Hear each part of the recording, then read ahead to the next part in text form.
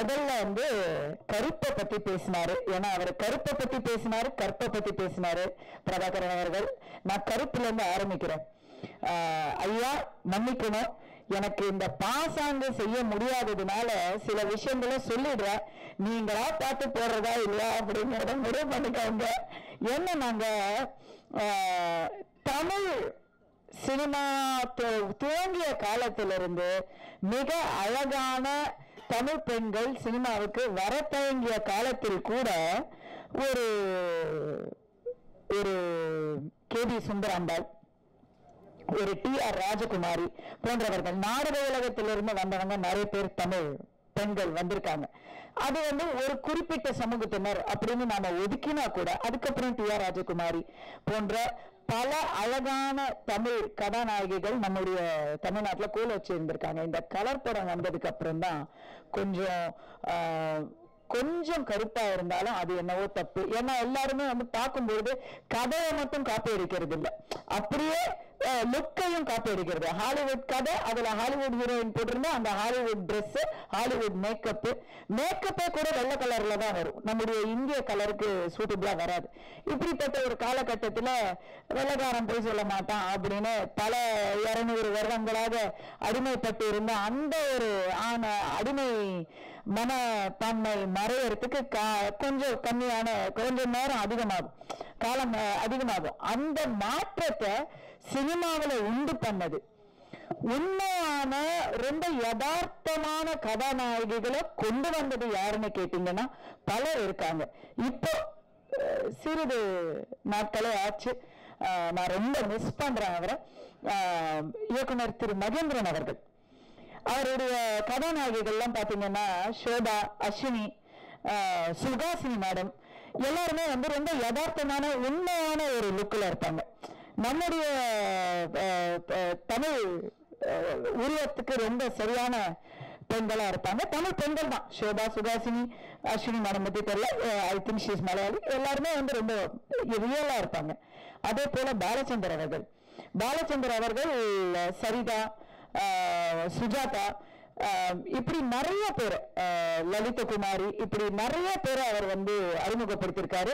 லேடிஸ்ல சொல்றேன், ஜென்ட்ஸை பொறுத்த வரைக்கும் அவர் சூப்பர் ஸ்டார் ரஜினிகாந்த்ல இருந்து ஆரம்பிச்சு பிரகாஷ் ராஜ் வரைக்கும் கருப்பான அழகர்களை தமிழ்நாட்டுக்கு பரிசாக தந்து கொண்டே இருந்த ஒருத்தர். இதுல தானும் கருப்பு, தன்னுடைய மகனும் கருப்பு, மனோஜுக்கு ஜோடி ரியாசன் ஆரம்பிச்சு வச்சது. இந்த இம்போர்ட்டட் ஹீரோயின்ஸ், இந்த அடக்கத்து இறக்குமதி ஹீரோயின்ஸ் ஆரம்பிச்சு வச்சு ஹீரோயின்னா சுத்தமா தமிழ் பேசக்கூடாது அப்படிங்கிற ஒரு கலாச்சாரத்தை ஏதோ ஒரு வகையில ஆரம்பிச்சு அந்த கலாச்சாரத்தை ஆரம்பிச்சது டைரக்டர் சார் தான். ராதிகாங்கிற ஒரு மிகப்பெரிய திறமையை தவிர மற்றவங்க எல்லாரும் பாத்தீங்கன்னா விலவிலேன்னு இருப்பாங்க. ரத்தி, ரோகிணி, ராதா வந்து ஒரு நல்ல அழகு, நம்முடைய உள்நாட்டு அழகு. பட் மற்ற எல்லாருமே வந்து இன்னைக்கு வரைக்கும் காஜல் அகர்வால் வச்சு படம் எடுத்திருக்காரு. எனக்கு பேர் சுகன்யா தமிழ் பொண்ணுதான், ஆனா வெள்ள இல்ல. இப்படி அதனால எனக்கு அவர் மேல அந்த குற்றச்சாட்டு கண்டிப்பா உண்டு. ஏங்க கருப்பு வெள்ளை படமா இருப்பாரு, கலர் படம் தானே இருப்பாரு. அதுதான் எதுக்கு நான் இதை சொல்ல வர்றேன்னாங்க, இன்னைக்கு சினிமா வந்து நிஜத்தை பார்த்து தானே சினிமா. எல்லாரும் சொல்லுவாங்க சினிமாவை பார்த்து சமூகம் கெடுது, சினிமாவை பார்த்து சமூகம் கெடுது. இல்ல, சமூகத்துல இருக்கிறதெல்லாம் சினிமாவா இருக்க முடியுமா? அயனாவரத்துல நடந்தது சினிமாவா எடுத்தா அதுக்கு நீங்க என்ன பேர் வைப்பீங்க? சினிமா நான் பேர் வைப்பீங்க, அதுக்கு சைல்டு போர்னோகிராஃபின்னு பேர் வைப்பீங்க. கரெக்டா? பொள்ளாச்சியில நடந்தது சினிமாவா இருக்க முடியுமா? அடலம் ஒரு படத்தோட கதையே அதுதான். ஆனா பொள்ளாச்சியில நாம ஒவ்வொருத்தரும் நம்ம வாட்ஸ்அப்ல திருட்டுத்தனமா பார்த்தோமே, அந்த வீடியோக்குள்ள நாம சினிமாவா எடுத்துட முடியுமா? ஹாசினி விஷயத்தை நாம சினிமாவா எடுத்துட முடியுமா? அதெல்லாம் யோசிக்க முடியுமா? அப்படி சினிமாவா எடுத்தா அதை யாராச்சும் ஒரு நாளா பார்ப்பாங்களா? இல்ல. சமூகத்தில் இருக்கக்கூடிய வக்கரங்களை எடுக்கிற அளவுக்கு சினிமாக்காரனுக்கு தைரியம் இல்லை. ஆனா பாரதி ராஜா ஆரம்பிச்சு வச்ச வித்து அதுக்கப்புறம் இன்னைக்கு சங்கர் வரைக்கும், சங்கர் ஒரு படி மேல போய் எமி ஜாக்சனைய பாவாடை தாவணியில காமிச்சிடுவாரு. ஏழு விஜய் வந்து அவங்களை வெள்ளக்காரமாக காமிச்சாரு. மற்ற எல்லா இயக்குநர்களும் அந்த அம்மாவை பாவாடை தாவணியில காமிச்சு இவங்க தான் தமிழ் அழகு அப்படிங்கிற அளவுல நம்மள மூளை செலவு பண்ணிக்கிட்டு இருக்காங்க. அதெல்லாம் வந்து அதுதான் இன்றைய சினிமா மக்களை திசை திருப்பும் ஒரு விஷயம். பகுத்தறிவு பேசக்கூடிய ஒரு சினிமா ஒரு கருவியாக இருக்கக்கூடிய ஒரு விஷயம். இன்னைக்கும் இந்த மாதிரி பாசாங்குகளை மட்டுமே பரப்பி கொண்டிருக்கிறது அப்படிங்கறதுல மட்டும்தான் எனக்கு வருத்தம் உண்டு. மற்றபடிக்கு சினிமாவில கவர்ச்சி நடனம் ஆடுறதுனால எல்லாருக்கும் வந்து அப்படியே உணர்ச்சி உந்துதல்ல சமூகம் கெட்டு போயிடுது, கவர்ச்சி நடிகர்களை பார்த்துதான் கற்பழிக்கிறான் அப்படிங்கறதெல்லாம் நான் ஒத்துக்கவே முடியாது. ஏன்னு கேட்டா அப்படி அங்க பார்க்கும்போது உங்களுக்கு வர்ற உணர்ச்சியை நீங்க எங்க கொண்டு போய் காட்டுவீங்க? குழந்தை மேலையா? குழந்தைய பார்த்தா உங்களுக்கு அந்த படத்திலேயே வந்து குழந்தைகள் சினிமாவெல்லாம் பார்க்க மாட்டீங்களா? நீங்க உங்களால முடியலன்னா பார்க்காதீங்க. உங்களால ஒரு சராசரி படத்தை பார்க்க முடியலன்னா வேணாம், நீங்க டோரா கார்ட்டூன் பார்த்துக்கிட்டு வீட்டுல இருங்க. வராதுங்க யாரும் சினிமா பார்க்க. உங்களுடைய சுய கட்டுப்பாடை இதை மக்களுக்கு சொல்றேன். மக்களுடைய எல்லா குற்றங்களுக்கும் சினிமாவை வந்து ஒரு அளவுகோலா வச்சு அதை குற்றம் சாட்டுறதுங்கிறது நம்ம ஏதோ ஒரு இடத்துல நிறுத்திதான் ஆகணும். அதுக்கு பத்திரிகை உலக சொந்தங்கள் கண்டிப்பாக துணை நிக்கணும்.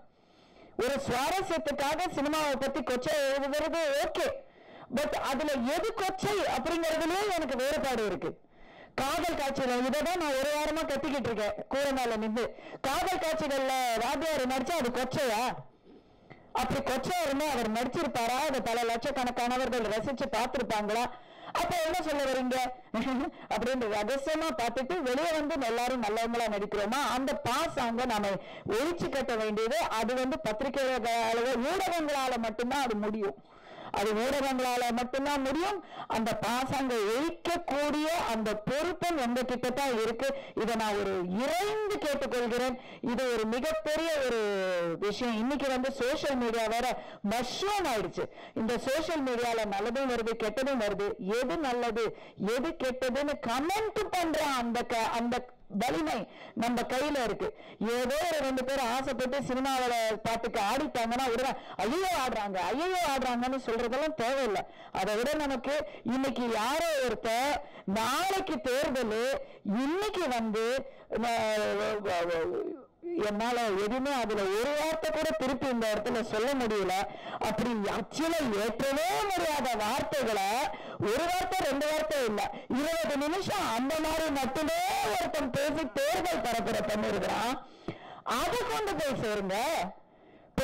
பெண்ணியம்னு பேசிக்கிட்டு இருக்கிறோம். ஐயா 2 புருஷன் வச்சுக்கிற சுதந்திரம்லாம் வேணாம் ஐயா, அதெல்லாம் வேணாம். ஒன்ன வச்சு இங்கெல்லாம் எனக்கு கண்ணு மொழி பிடுங்குது. 2 வேணாம்.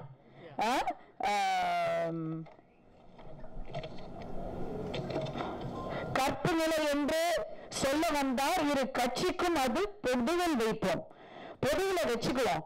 அங்க 2னா இங்க 2, அது அந்த பொது வேணாம். என்னை பொறுத்த வரைக்கும் இங்க ஒன்னே போதும், அதுக்கு ஏத்த மாதிரி அங்கேயும் ஒன்னே போதும். அதை மட்டுமே நம்ம வந்து வலியுறுத்தினாலே போதும்.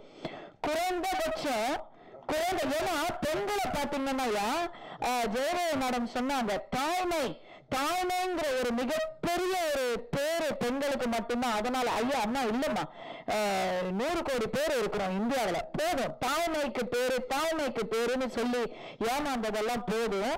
இன்னைக்கு வரைக்கும் தமிழ்நாட்டுல மிக நல்ல தாய் அப்படின்னு அவங்களுக்கு பிறந்த பிள்ளைகள் சொல்றாங்களே தவிர வெளியே வந்து பேர் வாங்கின பெண்கள் அப்படின்னு சொன்னா நான் ஒரு லிஸ்ட் போட்டேன். யாரெல்லாம் பெண்கள் வெளியே வந்து பேர் வாங்கின பெண்கள் டக்குன்னு சொல்லுங்க. மிகப்பெரிய பெண் ஆளுமைகள் பேர் சொல்லுங்க. பாத்தீங்களா இவங்களெல்லாம் எல்லாருமே வந்து தங்களுடைய தாய்மை, மனைவி அப்படிங்கிற மகள் இதையெல்லாம் தாண்டி வந்தவங்க தான் வந்து அதேதான் நான் சொல்ல வரேன். நான் ஒரு லிஸ்ட் போட்டிருக்கேன். பெண் அப்படிங்கிற அந்த கடமைகளிலிருந்து தாண்டி வந்தது Avvaiyar, Mother Teresa, Jayalalithaa, queen Elizabeth. இவங்களெல்லாம் நம்ம பெண்ணா பார்க்கல. பெண் ஆண் அப்படிங்கிற வித்தியாசமே இல்லை. இவங்க ஆணா இருந்திருந்தாலும், மதர் தெரசா ஃபாதர் தெரசாவா இருந்திருந்தாலும் அது ஒரு நோபல் பிரைஸ் வாங்கியிருப்பாங்க. ஔவையார் அதிகமான இருந்திருந்தாலும் அவங்க ஆத்திச்சூடி படைச்சிருப்பாங்க. அப்ப எங்களுக்கு நீங்க சுதந்திரம் எல்லாம் தர வேண்டாம். எப்படி இந்த கற்பு சுதந்திரம் எல்லாம் தர வேண்டாம், கற்பழிக்காம இருந்தாலே போதும். சுதந்திரம் அப்படிங்கிறதுல ரிசர்வேஷன் தர வேணாம். 50% ரிசர்வேஷன், 33% இடஒதுக்கீடு, இப்படி சொல்லி சொல்லி எங்களை ஏமாத்தெல்லாம் தேவையே இல்லை. மார்க்ல கூட நீங்க பாத்தீங்கன்னா இந்த ஜாதிக்கு இவ்வளவு மார்க்னு தவணை கொடுக்கறாங்க.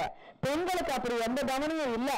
ஆனா ஒவ்வொரு வருடமும் வழக்கம் போல மாணவிகள் முதலிடம் அப்படின்னு தான் இன்னைக்கு நியூஸ்ல வந்துகிட்டு இருக்கு. எங்களுக்கு நீங்க எக்ஸ்ட்ரா மார்க் கொடுக்க வேண்டாம், கிரேஸ் மார்க் கொடுக்க வேண்டாம், ரிசர்வேஷன் கொடுக்க வேண்டாம். எங்களுக்கு வர்ற வாய்ப்பை தட்டி கழிக்காம, எங்களுக்கு வர்ற வாய்ப்பை மறுக்காம இருந்தாலே போதும். அந்த வாய்ப்புக்கு, நாங்க செய்யற வேலைக்கு அதே சரிநிகர் சம்பளம் கொடுத்தாலே போதும். எல்லாவற்றுக்கும் மேலான எது பெண்கள் செஞ்சாலும் செய்யும் போது அவளுக்கு என்ன தெரியும், அவ எப்படி மேல வந்தா தெரியாதா? ஒருத்தர் பேஸ்புக்ல எழுதினாரு, பத்திரிகையாளர்கள்லாம் எப்படி மேல வந்தாங்க தெரியாதா அப்படின்னு எழுதினாரு. சினிமாவில பத்திரிகையாளர் எழுதுறாங்க, அந்த நடிகை எப்படி மேல வந்தான்னு தெரியாதா அப்படின்னு. எங்க தன்வினை தன்மை சுடாதா? சினிமா நடிகைகள் என்னெல்லாம் பண்ணி மேல வந்தாங்கன்னு ஊடகங்கள் எழுதுனா, ஊடகங்களை பத்தி ஒரு நடிகர் சொல்றாரு, தன்வினை தன்மை சுடாதா? அந்த ஒரு மாற்றத்தை கொடுத்தா போதும். நாங்க மேல வந்தோம்னா நாங்க சிபார்சா தான் வந்தோம். ஏன் உழைப்பினால, திறமையினால, ஒரு ஆர்வத்தினால வரக்கூடாதா? இந்த சகோதரர் இன்னைக்கு வந்திருக்கிறாரு. அதே போல சினிமா ஆசையில ஒருத்தவங்க அயராத உழைப்பால மேல வரக்கூடாதா? ஏன் அவங்க திறமையை தாண்டி யாரோ ஒருத்தன் முன்னுக்கு கொண்டு வந்தான், அது அப்பாவோ இல்ல கணவனோ இல்ல கள்ள காதலனோ, அவங்கள வச்சுதான் ஒரு பெண் மேல வந்தா அப்படிங்கிற என்ன மனப்பான்மை அது? இன்னைக்கு நான் இதுல பேசிக்கிட்டு இருக்கேன், நான் போனதும் எனக்கு அதுக்கு கமெண்ட் என்ன வரும்னு தெரியும். அவங்களா பேசுறாங்க, யாரோ சாவி கொடுத்து பேசுறாங்க. அது என்ன? நாங்க பூட்டு போட்டே இருக்கணும், அந்த பூட்டை திறக்கிறதுக்கு ஒருத்தர் சாவி கொண்டு வந்து வரணும். அந்த சாவி ஒரு ஆண் கையில இருக்கணும். ஏன் 21ஆம் நூற்றாண்டுல இது நமக்கு தேவையா? இந்திரா காந்தியும் ஜெயலலிதாவும் இருந்த இடத்துல அதுக்கப்புறம் அவங்க யாரையுமே முகமே பார்க்கல, எல்லாரும் குனிஞ்சே இருந்தாங்க அப்படின்னு சொன்னா அப்படிதான் வேற வழி இல்லை. ஒரு பெண்ணுனா உண்மை தாயா பார்க்கணும், இல்லன்னா ஸ்ட்ரெயிட்டா வேற ஒரு நடிகர் சொன்ன மாதிரி ஒண்ணு கும்பிடுவீங்க, இல்லன்னா கூப்பிடுவீங்க, நடுவில் எதுவுமே கிடையாது. இப்படி இருந்தா எப்படிங்க பகுத்தறிவு வரும்? இததான் நான் பகுத்தறிவா நினைக்கிறேன். பெண்களுக்கு சுதந்திரம் தேவையில்லை, பெண்களுக்கு சமத்துவம் தேவையில்லை, பெண்களுக்கு சம உரிமை கூட தேவையில்லை. பெண்களுக்கு குறைந்தபட்ச மரியாதையை தாருங்கள். அதுவே மிகப்பெரிய ஒரு மாற்றத்தை இந்த சமுதாயத்தில் உண்டு பண்ணும். இன்னைக்கு 2 பொண்டாட்டியை வச்சுட்டு அவன் பயங்கர கெத்தா நடந்து போறான் அப்படின்னு சொன்னா அதுக்கு காரணம் அவன் இல்ல, அதுக்கு காரணம் அவனை விட்டு போகாம இருக்கக்கூடிய அந்த 2 பெண்கள். அவங்களுக்கு விட்டு போக முடியாது அப்படிங்கிற காரணமா இருக்கலாம், இல்ல சமுதாயம் என்ன சொல்லுங்கிற பயமா இருக்கலாம். பெண்களுக்கு பொருளாதார சுதந்திரமும் சமுதாயத்தில் அவர்கள் இச்சைப்படி நடக்கக்கூடிய ஒரு குறைந்தபட்ச மரியாதையும் இருந்தா போதும். If they can have their choice. ஐயா இன்னைக்கு குழந்தை பெத்துக்கிறதுக்கும் சுதந்திரம் இல்ல, என்ன குழந்தை பெத்துக்கலாங்கிறதுக்கும் சுதந்திரம் இல்ல, குழந்தை வேண்டாம் சொல்றதுக்கும் சுதந்திரம் இல்ல. உங்களுக்கு என்ன தெரியுமா? தமிழகத்துல அபார்ஷன் பில் கிடைக்குது, ஆனா கருத்தோட மாத்திரா பேண்ட். தெரியுமா? இது என்ன லாஜிக்? என்ன லாஜிக்? ஏன் அப்ப இல்ல கருத்தர மாத்திரை இருந்தா அது அதான் எமர்ஜென்சி பில்னு சொல்லுவாங்க. ஏதாவது தப்பு நடந்துருச்சுன்னா அடுத்த நாள் ஐயோ தப்பு பாதுகாப்பற்ற முறையில எதாவது பண்ணிட்டோம் அப்படின்னா ஒரு எமர்ஜென்சி பில், ஏதோ ஒரு தப்பு பண்ணிட்டோம் சாரி மன்னிச்சுக்கோங்க அப்படின்னு நம்ம கேட்கறது இல்லையா, அந்த மாதிரி அது பேண்ட் தமிழ்நாட்டுல. எனக்கு அந்த லாஜிக்கே புரியல. ஏன் எதுக்காக அப்படி இல்ல? அதை எல்லாரும் தவறா பயன்படுத்துறாங்க. அப்ப எப்படி குழந்தை பெத்துட்டா அந்த தவறு சரியா போயிருமா? குழந்தை பெத்து குப்பை தொட்டியில போட்டுட்டா அந்த தவறு சரியா போயிருமா? இல்ல ஒழுக்கணும். எய்ட்ஸ் வந்தாதான் நீங்க வந்து காண்டம் விழிப்புணர்ச்சி நடத்துவீங்களா? இந்த மாதிரி இது ஒரு பெண்ணுடைய சுய விருப்பம் அப்படிங்கிறது எந்தெந்த இடத்துல எல்லாம் கொல்லப்படுது பாருங்க. பொள்ளாச்சியில ஏறக்குறைய 200 பெண்கள் வந்து சின்னாபின்னப்படுத்தப்பட்டிருக்காங்க. ஆனா அந்த 200 பெண்கள் எப்படி வந்துச்சு? முதல்ல ஏமாந்த பொண்ணு வெளியே வந்து சொல்லல. முதல்ல ஏமாந்த பொண்ணு வெளியே வந்து ஐயோ இவங்கெல்லாம் அயோக்கிய பசங்க, இந்த மாதிரி என்ன வந்து ஏமாத்திட்டாங்க, நீங்க எல்லாரும் விழிப்புணர்வோடு இருங்கன்னு சொல்லலையே. சொல்லல. ஏன்னா அவ சுய விருப்பத்தோடு போயிட்டா. யாரோ ஏமாத்தி கடத்தி கொண்டு போய் கற்பழிச்சா மட்டும்தான் வெளியே சொல்ல முடியும். அது கூட சொல்ல முடியாது. ஏன்னா அப்படி சொன்னாலே இங்க நம்ம சமுதாயத்துல நீ என்ன உட போட்டிருந்த, நீ என்ன சைகை செஞ்ச, நீ எத்தனை மணிக்கு வெளியே போன, நீ சரக்கு அடிச்சிருந்தா, இப்படி பெண்ணே வந்து தவறு சொல்றக்கூடிய ஒரு சமுதாயத்துல இருக்கும். என்ன ஒருத்தன் அசால்ட் பண்ணிட்டான், யாராவது ஒரு ஆண் வெளியே போய் என்ன அடிச்சுட்டான் அப்படின்னு சொன்னா உடனே அடிச்சுட்டானா நீ என்ன சொன்ன யாராவது கேட்பாங்களா? ஆனா பெண் என்ன ஒருத்தன் தாக்கிட்டான்னு சொன்னா அதுக்கு நீ என்ன உட போட்டிருந்த? ஆனாமா இதெல்லாம் வரும். நேத்து குஷ்பு ஒருத்தவங்கள அடிச்சுட்டாங்க, உடனே பின்ன சினிமாவில எத்தனை தடவை பார்த்திருப்பான், அவனுக்கு வந்து இது வந்து ஒரு இதுதானே, எத்தனை நாள் காத்துக்கிட்டு இருந்திருப்பான். இப்ப மட்டும் பெரிய உத்தம மாதிரி அடிக்கிற ஏன்?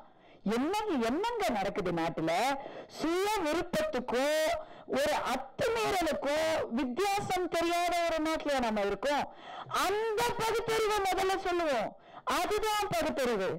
ஒரு பெண்ணுடைய விருப்பத்தை மதிக்காத ஒரு விஷயத்துலதான் நம்ம பகுத்தறிவு பாதுகாவலர்கள் முதல்ல தெரிஞ்சு வச்சுக்கணும். எப்படி அவங்க இப்ப இன்னைக்கு பாதுகாத்துக்கிட்டு இருக்கிற யாரும் அதை எப்படி சொல்லுவாங்க? அப்படியெல்லாம் பகுத்தறிவெல்லாம் பேசியிருந்தாதான் இன்னைக்கு அடுத்த வாரிசுகள் பிறந்தே இருக்க மாட்டாங்களே. சினிமாவில ஒருத்தவங்க நடிக்கிறாங்க, அதனால நான் போய் அவங்கள தொடலாம் அப்படிங்கிறது என்ன ஒரு புரிதல்?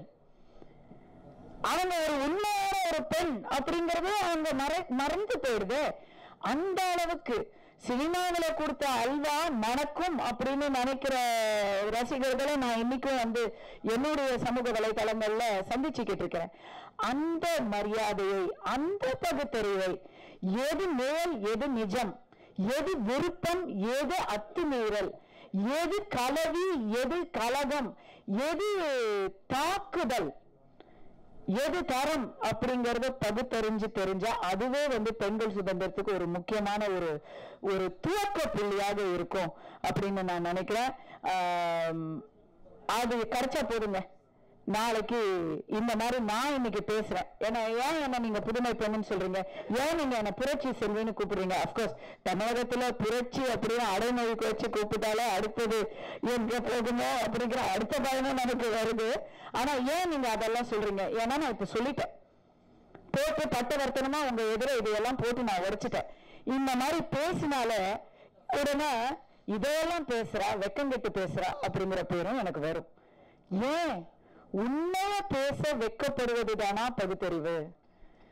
கடவுள் எல்லாம் மறுக்க வேணாங்க, கடவுள் எல்லாம் மறுக்க வேணாம், இருந்துட்டு போகுது. கடவுள் தேவை.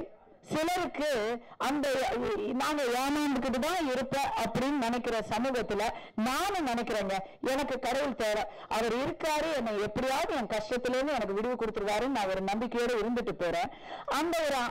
அந்த ஒரு ஆன்மீகம் எனக்கு இருந்துட்டு போகுது. அது மூட நம்பிக்கையா இருந்தா இருந்துட்டு போகுது.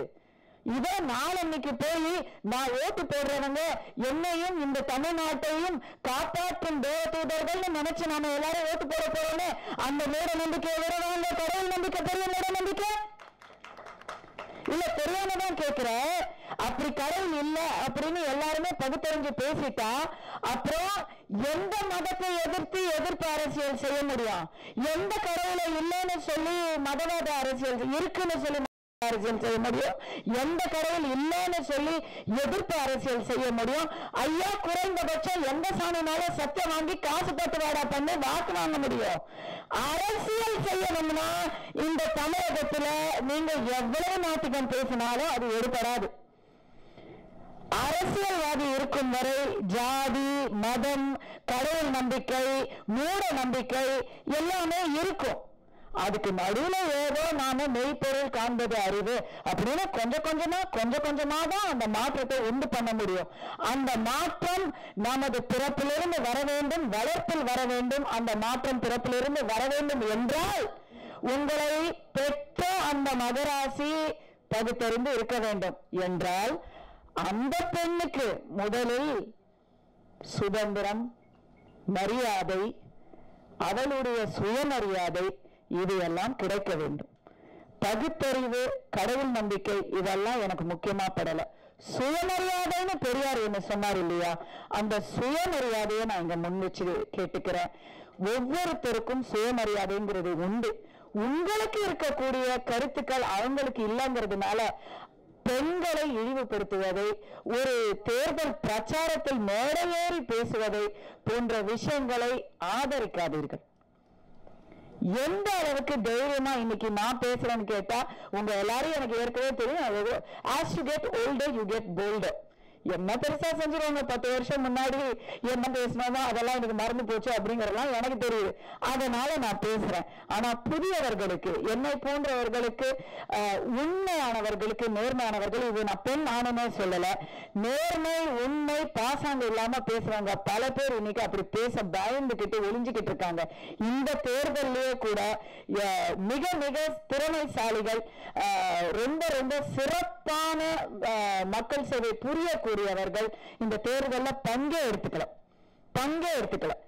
அதுக்கு என்ன காரணம்னு கேட்டா அவங்க கிட்ட காந்திய வழியில போகக்கூடிய இல்ல, காந்தி அவங்க பக்கத்துல இல்ல. இந்த காந்திய நாட்டுல பணம் இல்லைன்னா பின்புலம் இப்படி பல விஷயங்களுக்கு நடுவுல உண்மையை மட்டும் நம்பி 4 பேர் வந்தாங்கன்னா அவங்களுக்கு பத்திரிகை உலகத்துல பெரிய ஆதரவை தரணும். இந்த முடிவில்லா புன்னகை படத்துக்கு உங்களுடைய ஆதரவை தாங்க. நன்றி, வணக்கம்.